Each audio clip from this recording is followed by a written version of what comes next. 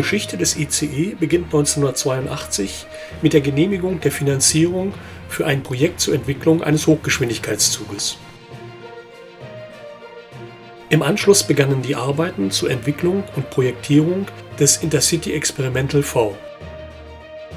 Er ist der Vorläufer des Intercity Express 1, ICE 1, der dann in den Jahren 1988 bis 1993 gebaut wurde. Damit beginnt die Geschichte der ICE-Hochgeschwindigkeitszüge der Deutschen Bahn, die in dieser Videoreihe sowohl im Vorbild als auch im Modell vorgestellt werden. Teil 3 befasst sich mit dem ICE 3. Bevor die Deutsche Bahn die letztlich 2 Generationen des ICE 3 beschaffte, wurde 1997 zunächst der ICE S als Nachfolger des ICE Experimental in Dienst gestellt. Auf der Basis der Entwicklungen mit dem ICE S, wobei S für Schnellfahrt steht, wurden dann zunächst die Baureihen 403 und 406 unter der Federführung von Siemens entwickelt. Dabei verfolgte man auch ein neues Antriebskonzept, wo neben den Endwagen auch die Mittelwagen angetrieben sind. Auf diese Weise konnte sowohl die Beschleunigung als auch die Höchstgeschwindigkeit auf jetzt 330 km pro Stunde verbessert werden. Ein Halbzug der Baureihen 403 und 406 besteht so aus 2 angetriebenen Endwagen und 6 Mittelwagen, von denen 2 ebenfalls angetrieben sind. Der Fahrgastbetrieb begann Ende Mai 2000 mit zunächst 14 Triebzügen der Baureihen 403 und 406. Parallel zur Produktion der neuen Triebzüge erfolgte der Bau einer Hochgeschwindigkeitsstrecke zwischen Köln und Frankfurt Flughafen. Die am 1. August 2002 in Betrieb gegangene 180 Kilometer lange Strecke erlaubt Geschwindigkeiten von 300 Kilometer pro Stunde und wird bis heute nur von ICE-Zügen genutzt. Die kürzeste Fahrzeit von Köln nach Frankfurt Flughafen beträgt dabei nur wenig mehr als 45 Minuten. Die Baureihe 403 ist ein Einsystemfahrzeug und nur für den Betrieb im deutschen Schienennetz ausgelegt. Die Stromabnehmer sind auf den Wagen 2 und 7, also direkt hinter bzw. vor dem Endwagen angebracht. Zum Vergleich hier zu sehen der Unterschied der Endwagen bzw. Triebköpfe im Modell. 2 Halbzüge können über automatische Mittelkupplungen zu einem ca. 400 Meter langen Langzug gekuppelt werden.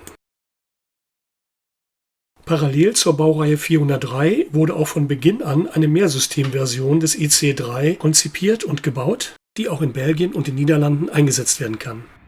Von den 16 in Betrieb befindlichen Halbzügen dieser Baureihe 406 gehören 3 der niederländischen Eisenbahn. Diese sind am Logo sowie der geänderten Aufschrift auf den Speisewagen zu erkennen. Anstatt Bordbistro bzw. Bordrestaurant steht hier nur Bistro bzw. Restaurant, da Bord im Niederländischen Teller heißt.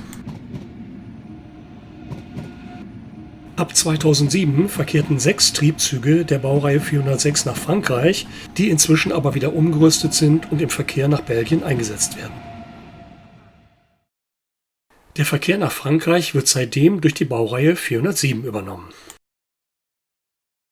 Aufgrund des steigenden Bedarfs an schnellen ICE-Zügen stockte die Bahn ihren Bestand an ICE-3-Zügen auf und nahm 16 achteilige Triebzüge mit optischen und technischen Veränderungen zur ersten Generation in Betrieb. Die Fahrzeuge stammen von Siemens Rail Systems und tragen dort die Bezeichnung Velaro D. Am 21. Dezember 2013 startete der Fahrgasteinsatz der Baureihe 407, die auch eine Zulassung für die Doppeltraktion erhielt. Alle Triebzüge der Baureihe 407 besitzen eine Zulassung für den Einsatz in Frankreich. Die optischen Veränderungen der Frontpartie sind deutlich zu erkennen. Die Kupplungsabdeckung öffnet sich nicht mehr seitlich, sondern nach oben und unten und die Spitzensignale sowie die Frontscheibe wurden neu geformt und angeordnet. Während die Baureihe 403, die nur für den Einsatz im deutschen Wechselstromnetz vorgesehen ist, 2 Stromabnehmer je Halbzug aufweist, sind beim Mehrsystemtriebzug der Baureihe 407 6 Stromabnehmer verteilt auf 4 Waggons verbaut. Auch die Außenabmessungen wurden angepasst. Durch ein um 50 cm angehobenes Hochdach, das die Stromabnehmer und weitere technische Aggregate aufnimmt, kann die Aerodynamik deutlich verbessert werden. Auch die ICE 3 der Baureihen 403 und 406 tragen Städtenamen. Bei der Baureihe 407 gibt es derzeit nur 2 Einzelfälle. Es sind überwiegend Städte entlang der Einsatzstrecke, insbesondere aus dem Großraum Düsseldorf-Köln und der Schnellfahrstrecke nach Frankfurt. Wechselstrommodelle der verschiedenen ICE 3-Varianten wurden von Märklin, Pico, Fleischmann, Rocco und Mehano angeboten. Hier gezeigt werden die aktuell auch erhältlichen Modelle der Baureihe 403 von Pico und 407 von Rocco. Das vierteilige Modell der Baureihe 403 von Pico ist in der Hobbylinie erschienen und kostet derzeit bei günstigen Internethändlern etwas mehr als 200 €.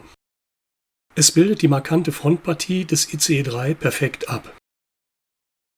Die Bedruckung ist sehr gut lesbar, weicht jedoch vom Original in Benennung und Positionierung ab. Die Frontpartie zeigt eine gute Übereinstimmung mit dem Original. Der Maßstab des Modells beträgt ca. 1:90. Hier zu sehen ist das Original des Triebzugs 317 Siegburg bei der Durchfahrt im Bahnhof Köln-Messe-Deutz.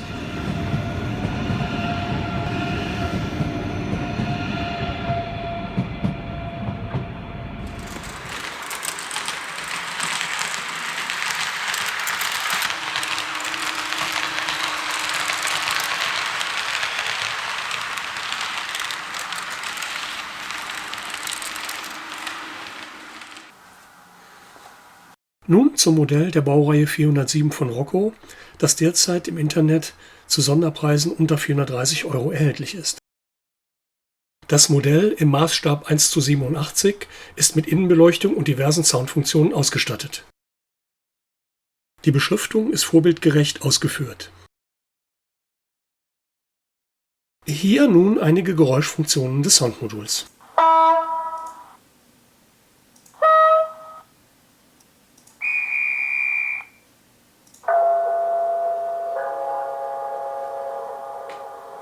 Meine Damen und Herren, am Gleis 9. Bitte steigen Sie ein. Vorsicht an den Türen und bei der Abfahrt des Zuges. Zugbeeinflussung. Zugbeeinflussung. Störung. Störung.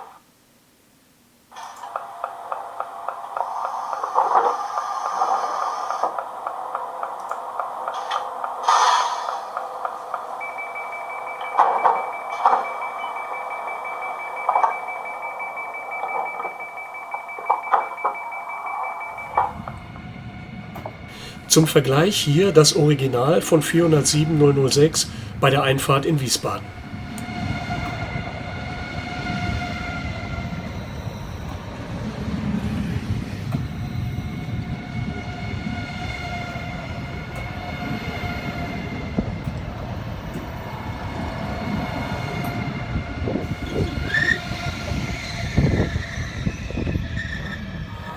Vorsicht am Bahnsteig.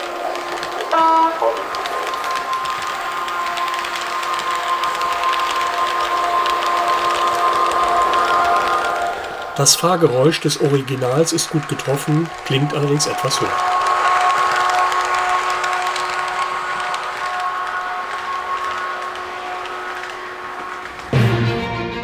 Der nächste Teil der Videoreihe zu den ICE-Zügen der Deutschen Bahn zeigt den ICE-T im Modell und Vorbild. Bis dahin.